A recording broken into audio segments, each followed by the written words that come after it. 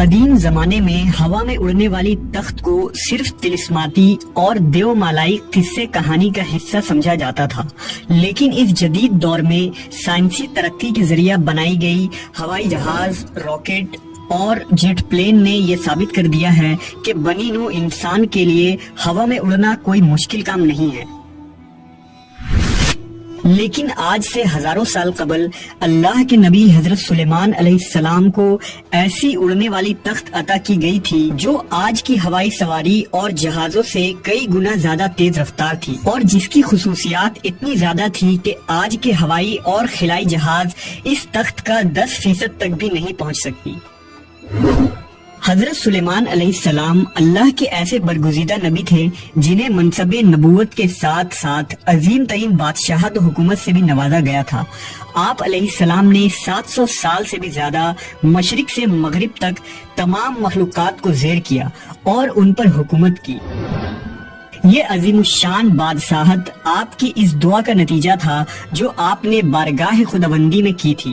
حضرت سلیمان علیہ السلام نے اللہ سے یہ دعا فرمائی تھی کہ اے میرے پروردگار، مجھے ایسی بادشاہت عطا فرما جو میرے بعد کسی کو بھی نصیب نہ ہو، بے شک تو بڑا عطا فرمانے والا ہے۔ لہٰذا اللہ نے آپ کی دعا قبول فرمائی اور انسانوں کے ساتھ جناتوں اور جانوروں کو بھی آپ کا تابع فرمان بنا دیا۔ آپ کے لیے ہوا کو مسخر کر دیا گیا۔ آپ تمام مخلوقات کی بولیاں سمجھتے تھے۔ چرند و پرند، جنات، حیوانات اور انسان آپ کی فوج کا حصہ تھے۔ جب حضرت سلیمان علیہ السلام نے حکومت سنبھالی تو آپ نے ایک شاندار تخت بنوانے کا حکم دیا جس کی لمبائی 3 کوس تھی۔ جناتوں نے اس عظیم تخت کو بڑی محنت اور ہنرمندی سے کئی سالوں میں بنا کر تیار کیا۔ یہ تخت ہاتھی دانت سے بنایا گیا تھا جو لال، فیروزہ، زمرد جیسے پتھروں سے مرصع تھا، اور اس کے چاروں طرف سونے کی اینٹیں لگی ہوئی تھی۔ تخت کے چاروں کونوں پر ایسے نایاب درخت تھے جن کی ڈالیاں سونے کی تھی۔ اس تخت کے دائیں بائیں 1000 سونے کی کرسیاں لگائی گئی تھی جن پر سلیمان علیہ السلام کے وزراء اور درباری بیٹھتے تھے۔ اس تخت کو تخت طاؤس بھی کہا جاتا تھا۔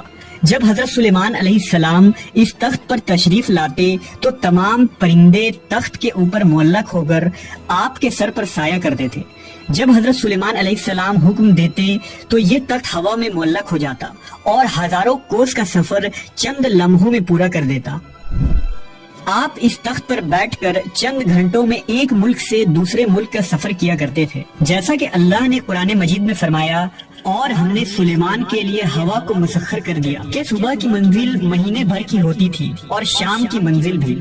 اس ہوائی سفر کے وقت پورے راستے حضرت سلیمان علیہ السلام سر جھکائے اللہ کے ذکر و شکر میں مشغول رہتے۔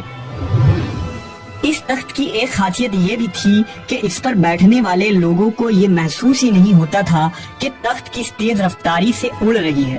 اس تخت کی رفتار بے مثل تھی جو کسی بھی سواری کے مقابلے میں غیر معمولی تھی۔ اللہ نے ہوا کو حضرت سلیمان علیہ السلام کے لیے مسخر کر دیا تھا، اس لیے اس تخت کے لیے چاروں سمت سے چلنے والی ہوائیں اس سفر کو آسان کر دیتی تھی۔ حضرت سلیمان علیہ السلام ہمیشہ اللہ کی ان نعمتوں کا شکر بجا لاتے اور ہر وقت اللہ سے مناجات کرتے رہتے۔